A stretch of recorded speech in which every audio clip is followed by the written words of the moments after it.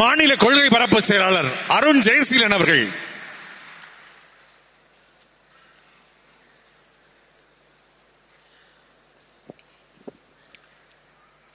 தம்பியின் தம்பி என்னுயிர் அண்ணன் சீமான் உள்ளிட்ட அனைவருக்கும் எனது புரட்சிகர வணக்கம். எது ஒன்றையும் அளப்பதற்கு ஒரு கருவி தேவைப்படுகிறது. தண்ணீரை அளக்க வேண்டுமா, அதற்கு ஒரு படி தேவைப்படுது. 1/2 லிட்டர் 1 லிட்டர். அரிசி பருப்பை அளக்க வேண்டுமா, தராசு தேவைப்படுகிறது.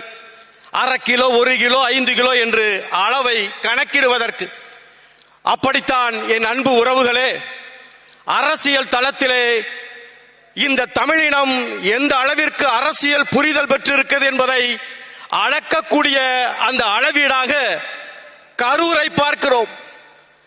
கரூர் ஒரு அளவீடு.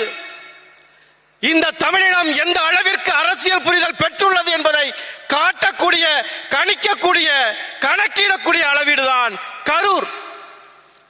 எவ்வளவு ஒரு கேவலமான நிலையிலே என் மக்களின் ஒரு சராசரி இருந்து கொண்டிருக்கிறார்கள் என்பதை கணக்கிட்டு விட்டோம். ஒரு தாய் சொல்லுகிறாள், பெற்ற பிள்ளையை பறிகொடுத்து விட்டு அந்த மருத்துவமனையிலே பிள்ளையை பறிகொடுத்த 1 மணி நேரத்திலே சொல்லுகிறாள், என் தளபதி மீது எந்த தப்பும் இல்லைன்னு. அதே இடத்திலே எண்ணற்ற தாய்மார்கள் தன் பிள்ளைகளை பறிகொடுத்தவர்கள் எவருமே தம் உயிரை பறிகொடுத்து விட்டோம் என்று கவலைப்படாத ஒரு அரசியல் அவலம். தன் தம்பியை பறிகொடுத்தவன் சொல்லுகிறான், அண்ணன் நான் இருக்கிறேன், நானும் உயிரை கொடுக்கிறேன் என்று. 41 பேரிலே எவராது ஒருத்தராவது இந்த தற்கொலை தளபதி மேல்தான் தப்பு உண்டு என்று ஒருத்தனும் சொல்லல. இதுதான் அளவீடு. கரூர் என்கின்ற கருவியின் மூலமாக நாம் அரசியல் புரிதலை நம் மக்களிடத்தில் எவ்வளவு புகுத்தி இருக்கிறோம் என்பதற்கான அளவீடு. அப்ப நம்ம எவ்வளவு உழைக்கணும்னு பாருங்க. அந்த அளவீடு காட்டக்கூடிய அறிவுரை, அறிவுறுத்துதல், அதுதான் எவ்வளவு உழைக்கணும். நாம உழைக்கிறோம், இல்லைன்னு சொல்லல. ஆனால் எவ்வளவு அதிகமாக உழைக்க வேண்டும் என்பதை இந்த கரூர் அளவீடு காட்டுகிறது. அண்ணன் அடிக்கடி சொல்லுவார், உண்மையும் நேர்மையும் இருக்கிறவனிடத்துல திறமையும் ஆற்றலும் இருந்தா அவனை ஒருத்தனை வெல்ல முடியாதுன்னு. நம்மிடத்துல உண்மையும் நேர்மையும் அளவிட முடியாத அளவிற்கு இருக்கிறது. நம்மிடத்துல ஆற்றலும் திறமையும் அளவிட முடியாத அளவில் இருக்கிறது.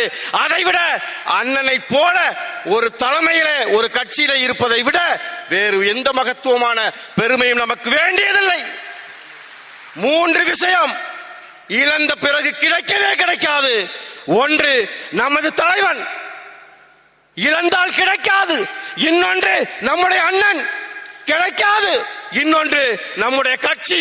இனிமேல் இந்த தமிழினத்திற்கு இப்படி ஒரு அரசியல் கட்சி கிடைக்காது. இந்த 3 இழந்தேனா ஒரு நாளும் இனிமேல் இந்த இடத்திற்கு கிடைக்க போவது இல்லை, கிடைக்காது.